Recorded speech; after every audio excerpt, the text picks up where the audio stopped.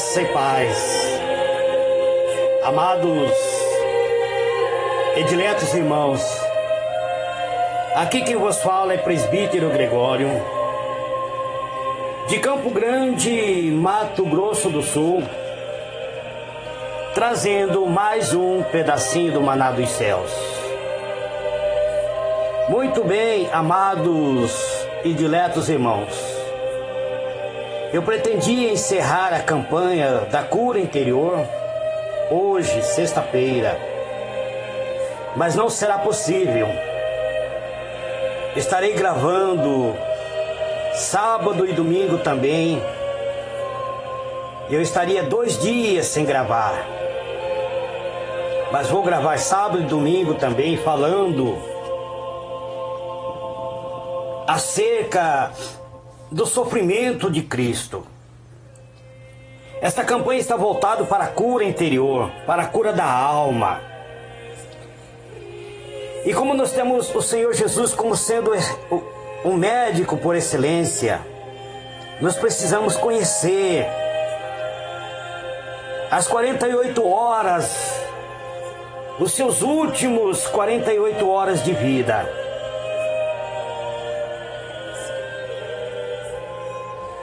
Então, amados e diletos irmãos, eu estarei encerrando a campanha no domingo, pois provavelmente no domingo estarei falando os últimos acontecimentos envolvendo Cristo aqui na terra. Eu estava vos dizendo acerca do Getsêmani, a oração de Cristo, a sua necessidade de que alguém estivesse com ele orando e buscando ao Pai. Eu estava vos dizendo acerca de que o Senhor Jesus pediu que os seus discípulos orassem com ele, vigiassem com ele. Mas os seus discípulos estavam dormindo de tristeza. Era um estado de dormência. Então o Senhor Jesus por 3 vezes orou e falou com o Pai. E na terceira vez ele se aproxima do seu discípulo.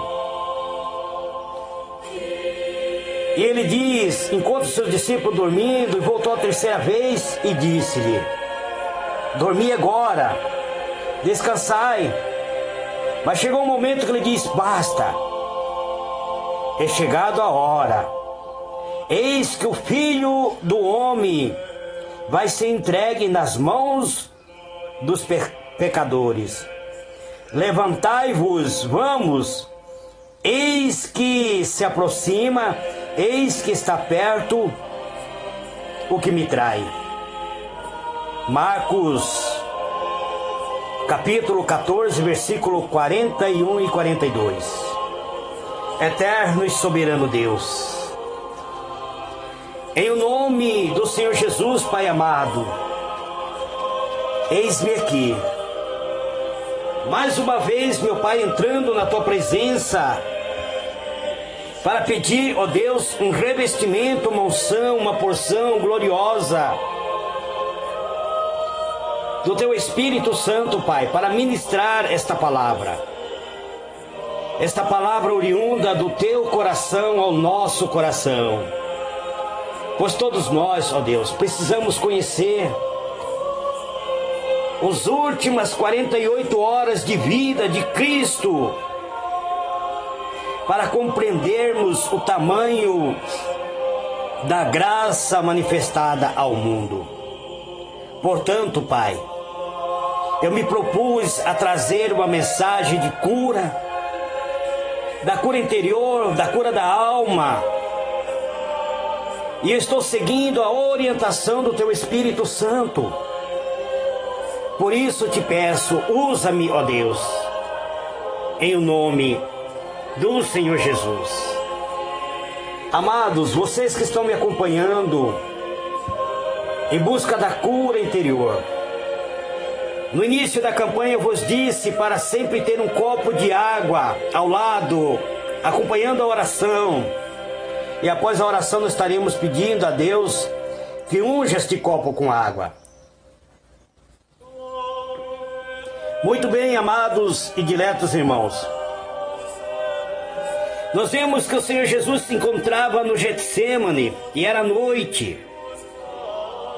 A noite na qual o Senhor Jesus foi preso foi a mais angustiante de sua vida. Foi a noite em que um dos seus amados discípulos resolvera traí-lo. Era uma noite densa. Ele estava orando. Ele estava em busca da presença do Pai e esperando o momento de ser preso. O Senhor Jesus sabia que era chegada a hora. Ele já havia alertado os seus discípulos. Ele já havia descortinado diante dos seus discípulos a sua missão. Ele já havia revelado aos seus discípulos que este era o último instante em que ele estaria com ele. De repente, pressentindo que a hora havia chegado, acordou definitivamente os seus discípulos, os seus 3 amigos, Pedro e João e Tiago, e disse-lhe: é chegada a hora, eis que se aproxima o traidor. Meu amado, meu irmão, vamos analisar esta fala de Cristo. O Senhor Jesus, ele acorda os seus discípulos. Ele diz que o traidor se aproximava. Ele não disse que eis uma escolta de soldado. Eis que uma escolta de soldado se aproxima. Mas ele diz, eis que o traidor se aproxima. Por que não apontou a escolta de soldado? Por que ele não falou isso aos seus sonolentos discípulos? Já que a escolta era responsável para cumprir a ordem de prendê-lo e levá-lo diante do Sinédrio. Porque embora a escolta viesse com armas e prendesse-a com violência, a dor que o Senhor Jesus estava sentindo não era a dor de ser preso, mas era a dor causada pela traição de um discípulo de Judas Iscariote. A dor da traição era a maior dor. Não era a dor da agressividade de centenas de soldados que o aprenderam com violência. A dor provocada pela traição de Judas feria a alma do Senhor Jesus. A dor provocada pelos soldados do Sinédrio machucava a sua carne, machucava o seu corpo. Mas a dor mais profunda, a dor mais angustiante de Cristo era a dor da traição do seu melhor amigo, daquele que ele chamava de amigo, daquele que ele ensinou a ser seu discípulo, aquele que ele aprendeu a amar como um filho. Esta dor profunda, amado, quantas esposas sente muitas vezes quando seu esposo a trai? Quanto esposo sente isso muitas vezes quando a sua esposa a trai? Quantos pais sentem a dor da traição quando seus filhos se tornam rebeldes, quando seus filhos muitas vezes o apunhalam com a traição. O Senhor Jesus sentiu esta dor em sua alma. É por isso, amados, que nós estamos numa campanha de cura. Campanha da cura da alma. A dor provocada por Judas Iscariote feria a alma de Cristo. A dor provocada pelos soldados do Sinédrio machucava o seu corpo. Ele só não mergulhou num mar de frustração porque protegia constantemente as suas emoções. O Senhor Jesus não exigia muitos das pessoas pelas quais Ele se doava para essas pessoas. Por isso, logo Ele se refazia. Não é a quantidade, muitas vezes, do estímulo que nos faz sofrer, mas é a qualidade deles. A dor da traição é uma dor muito grande, é uma dor que fere a alma. O Senhor Jesus sempre tratou Judas com amor, nunca expôs publicamente algo que viesse fazer com que Judas se diminuísse. Nunca desprezou nem a diminuiu diante da muitos erros que Judas já havia cometido. Sabemos que Judas, ele sempre foi voltado para a ganância, para a cobiça. Nós que estudamos a palavra de Deus sempre vemos que Judas foi responsável pelo tesouro. E que ele certamente usava esse dinheiro muitas vezes desviando. Mas Jesus nunca chamou atenção, nunca expôs-o diante de ninguém, pois ele sempre esperava a transformação de Judas. O Senhor Jesus sabia que havia um traidor. Ele sabia que no meio dos discípulos havia um traidor.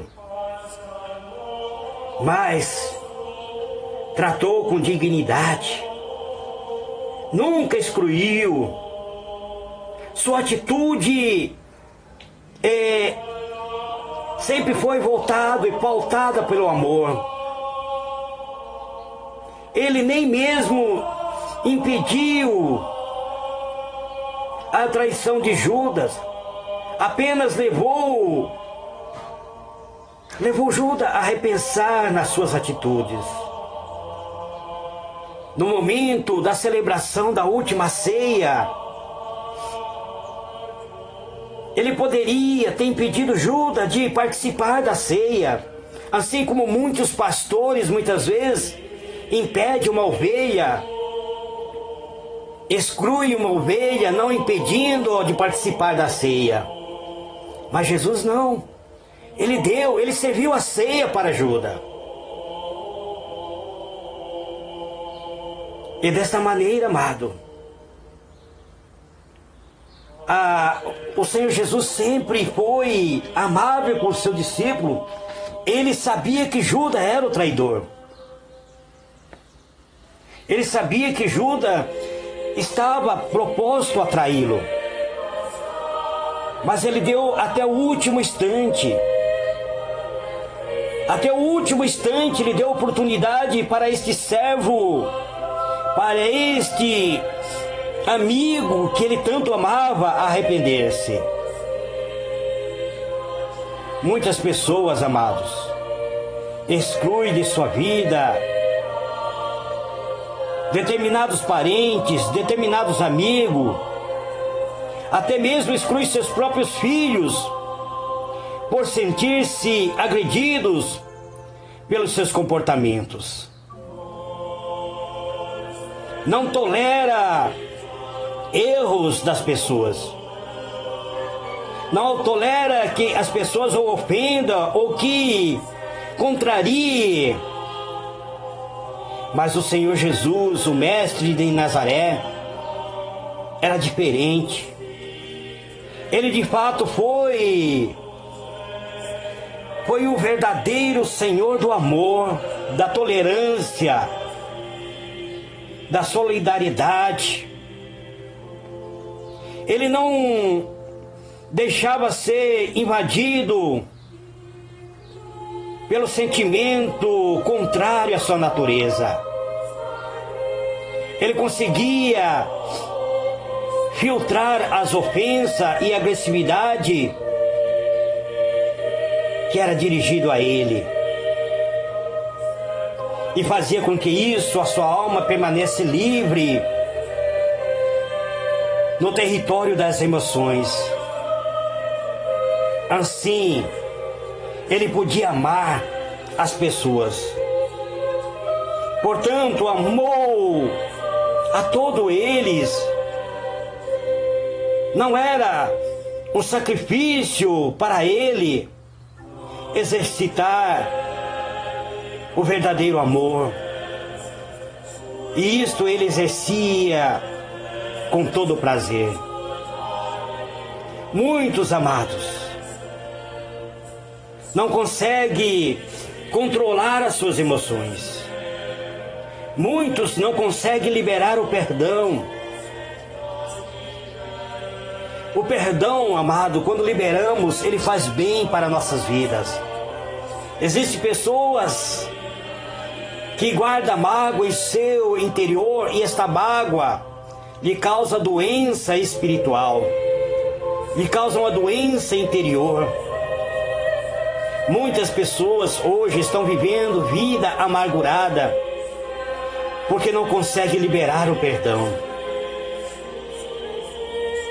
Amados,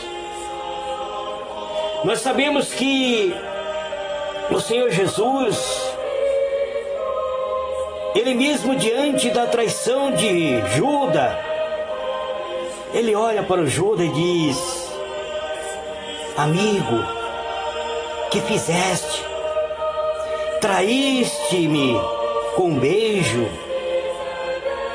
Ele, mesmo sabendo que Judas estava traindo a ele,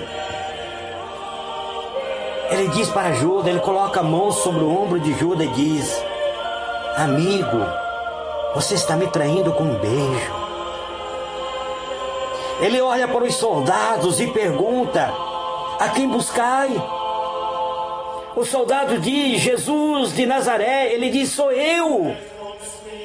E a Bíblia nos relata que os soldados, todo o exército que estava lá para prender a Cristo, caíram por terra. Ele torna a perguntar: a quem vocês buscai? Eles dizem: a Jesus de Nazaré. Ele diz: sou eu, já vos disse, sou eu. E novamente aqueles soldados caíram por terra. Por que eles caíram por terra? Porque eles estavam possessos de demônios. Amados, vamos procurar, amados, compreender as coisas da maneira como ela é. Vemos agora que o Senhor Jesus passou por grande sofrimento os seus 48 horas. Agora ele estava sendo preso. Estava sendo colocado em prisão. Cristo, após Judas tê-lo traído com o beijo, ele foi preso. Quando Cristo foi preso, todos os seus discípulos abandonaram. Não somente Judas o traiu, mas os discípulos também o abandonaram.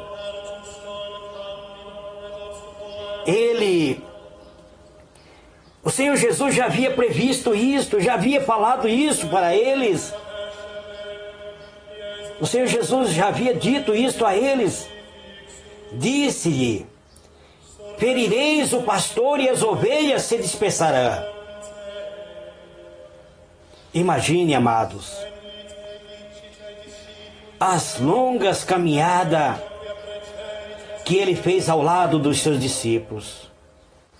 Quantas vezes não subiram com ele ao Monte das Oliveiras? Ou quantas vezes não estiveram com ele dentro de um barco à beira da praia e ouviram o Senhor Jesus ensinando as multidões com palavras eloquentes, operando milagre, curando os leprosos, dando visões aos cegos, dando audição ao surdo, ressuscitando Lázaro, ressuscitando o filho da viúva de Naim, dando vida para a filha de Jairo, curando os 10 leprosos, curando o jovem lunático. E agora, no momento em que ele estava sendo preso, os seus discípulos amados o abandonavam. É fácil, amados, apoiar alguém forte. É fácil dar crédito a alguém que está no topo da fama. Mas a fama, ela é passageira. A fama é mais sedutora. A fama, na verdade, é uma armadilha. É uma armadilha que muitas vezes atrai os seres humanos. Muitos, amados, quando percebe que aquela pessoa que está lá no topo, muitas vezes começa a despencar, que já não é mais alvo do aplauso, passa a desprezá-lo. Quando o Senhor Jesus foi preso, ele estava no auge da sua fama. Multidões e multidões corria atrás de Cristo. O Senhor Jesus sabia que um dia todos os seus discípulos deixariam. Ele sabia disso, ele já havia dito isso aos seus discípulos. Não adiantava dizerem que jamais o abandonaria, pois ele sabia que no momento em que deixasse de usar o seu poder, no momento que ele deixasse de usar a sua autoridade como filho de Deus, o tratamento das pessoas iria mudar com ele. Todos aqueles jovens galileus que aparentemente era tão forte, ficaram fragilizados, foram vencidos pelo medo. Entretanto, o Senhor Jesus não desistia deles. O Senhor Jesus tinha planos para ele. Por isso, amado, ele suportou tudo. Ele suportou tudo. Jesus não desistiu. Ele sabia que ele teria que passar pelo sacrifício da cruz. Por isso o Senhor Jesus permitiu ser preso, permitiu ser torturado, permitiu inclusive que Pedro o negasse. A palavra de Deus conta-nos que Pedro nega ao Senhor Jesus. Os últimos sofrimentos causados pelos amigos de Cristo nos mostra que Pedro, o mais atirado dos discípulos, negou por 3 vezes. Pedro havia declarado que, se necessário, morreria com ele. No entanto, sabia que a estrutura emocional dele, como de qualquer um, está sob o risco de vida. Todos nós, amados, temos as nossas estruturas emocional muitas vezes. Somos muitas vezes fracos diante das atitudes que nos envolvem. Somos instáveis. Somos seres humanos e, por sermos seres humanos, somos limitados. Somos, na verdade, pessoas que aparentemente, muitas vezes, mostramos forças, mas muitas vezes somos fracos. Pedro tinha sim uma personalidade forte. Era o mais ousado dos discípulos. Era corajoso. Todavia, a coragem de Pedro não se apoiava apenas na sua própria personalidade, mas também na força do seu mestre, na força do Senhor Jesus. Ele jamais pensava que o Senhor Jesus fosse capaz de permitir-se ao sofrimento, de ser deixado a ser preso. Pedro jamais esperava isso. Esse pescador viu e ouviu coisas inimagináveis, coisas que jamais sonharia ver ou ouvir. Pedro não era apenas um pescador, mas era um líder. Ele era um verdadeiro líder. Fazia o que lhe vinha na cabeça. A sua natureza era forte. Ele era capaz de suportar verdadeiras batalhas. Ele era rápido para agir, mas também rápido para errar. Jesus foi um grande acontecimento na sua vida. Pedro deixou tudo para seguir a esse mestre, a esse Senhor. Pedro deixou tudo, abandonou tudo. O preço para segui-lo era o mais alto do que ele jamais havia imaginado, ter abandonado tudo para seguir ao Senhor. Pedro era ousado. Pedro tinha responsabilidade. Ele era pai, ele era marido. Ele amava a sua sogra. Ele era um verdadeiro homem de trabalho. Ele tinha um caráter forte. O caráter de Pedro se distinguia dos demais. Ele expressava seus pensamentos, ainda que causasse transtorno aos que o rodeavam. Pedro era sanguíneo, ele agia muitas vezes até com violência. E ele era corajoso, e a sua coragem o levava a tomar atitude muitas vezes até impensada. Ao ver o poder de Jesus, ele foi impactado por esse poder. Ele foi impactado por esse poder. E agora ele vê o Senhor Jesus fragilizado, sendo preso. ele também ficou frágil.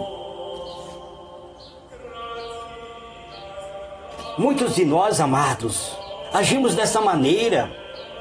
Achamos que somos fortes, mas o apóstolo Paulo mesmo disse: quando penso que sou forte, aí que sou fraco. Então nós não podemos condenar a atitude de Pedro. Por isso, o Senhor Jesus já havia alertado a Pedro: Pedro, antes que o galo cante, por 3 vezes tu me negarás. Quando Jesus faz essa alerta, o Senhor Jesus já estava previndo os últimos acontecimentos. Portanto, meu amado irmão, pense na palavra de Deus. Eu estarei tentando explicar nestes últimos 2 áudios que eu estarei gravando, sábado e domingo. Tentarei explicar, amados, o julgamento de Cristo, a agonia que Ele passou. Mas eu tentarei, porque eu não consigo muitas vezes trazer as mensagens da maneira como eu interpreto. Eterno e soberano Deus, em o nome do Senhor Jesus, Pai amado, eis-me aqui, orando pelos teus servos, ó Pai, orando pela minha vida, orando, Senhor, e buscando a tua presença, pedindo, Deus, que o Senhor unja nossas vidas, que o Senhor passa o bálsamo Gileade sobre a nossa vida, desde o alto da cabeça até a planta dos nossos pés, curando a nossa alma, nosso interior, o nosso espírito, Senhor, curando também o nosso físico, purificando a nossa mente, o nosso coração, os nossos pensamentos, para que nós venhamos ter atitude de fé, baseado por fé, Pai. Unja, Senhor, este copo com água, este é o meu pedido, Pai, para que teus servos possam participar desta água, esta água ser uma cura para o nosso interior. Por isso eu te glorifico e te louvo, em o nome do Senhor Jesus. Muito bem, amados e diletos irmãos, logo mais às 18 horas eu volto com a oração do anoitecer. Fique na paz do Senhor Jesus. Amém.